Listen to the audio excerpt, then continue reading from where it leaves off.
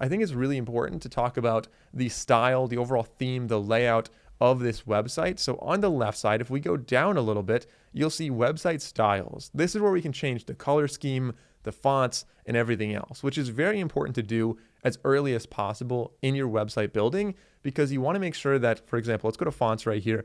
As we change different things about the fonts and the colors, things might move around, and it's going to create more work if you build your website and then change the font and the colors, and then have to reorient everything after that. Let's say for this website, maybe I like this font right here. That looks pretty good. You can see some things did move around a little bit, but once we choose that font, I'm not going to change it for the rest of the website, and I can now customize everything on the website and don't have to worry about changing this later and moving everything around. If we click on colors, of course, we can choose all the different colors that we used. For example, this one right here, if you wanted to swap out that color for, let's just say, a darker one, maybe we want something that is a darker brown, maybe something like that, we can say accept, and that'll swap it out for, you can see in that text right there, that's where it was used. Now, this is used particularly often for text. I don't want that. I'm going to make this black.